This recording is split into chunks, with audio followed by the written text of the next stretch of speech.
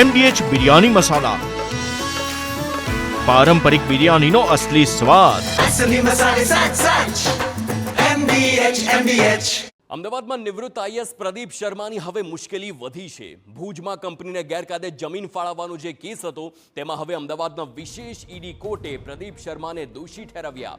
આજે ઈડીની વિશેષ કોર્ટમાં આખી આ સજા સંભળાવવામાં આવી છે, પરંતુ હવે તેમની મુશ્કેલી છે તે વધી છે. તો આપને જણાવી દઈએ, નિવૃત્ત આઈએએસ પ્રદીપ શર્માની મુશ્કેલી જે પ્રકારે વધી છે, ભુજમાં કંપનીને ગેરકાયદે જમીન ફાળવવાનો કેસ હતો. સંવાદદાતા સચિન પાટીલ ફોનલાઈન પર. સચિન, હવે જે પ્રકારે મુશ્કેલી વધી છે, પરંતુ પૃષ્ઠભૂમિની વાત કરીએ, શું હતો આખો કેસ અને જ્યારે આજે કોર્ટમાં દલીલ થઈ તો શું વિગતો સામે આવી? વધુ વિગતો.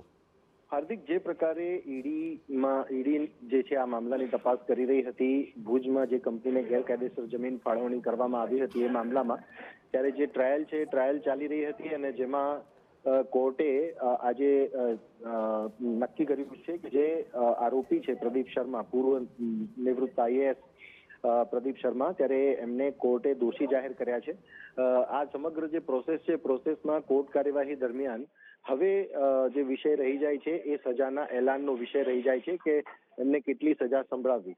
ત્યારે કોર્ટ જે છે એ હવે નક્કી કરશે કે જે નિવૃત્ત આઈએએસ છે પ્રદીપ શર્મા, એમને કેટલી સજા સંભળાવી અને જેના મામલે કોર્ટમાં હજુ જે નિર્ણય છે નિર્ણય લંબિત છે.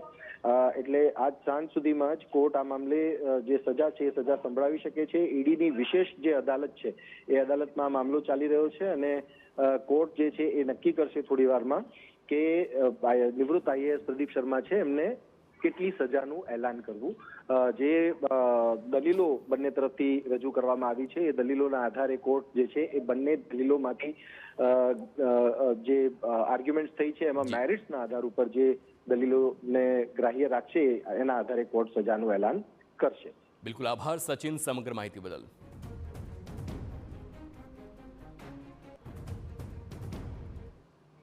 MDH કિચન કિંગ મસાલા રસોડામાં હોય તો આપણે કાંઈ પણ બનાવી શકીએ છીએ. રીંગણાનો ઓળો, બટેટા ફુલાવર, ભીંડી મસાલા અને બીજું ઘણું બધું.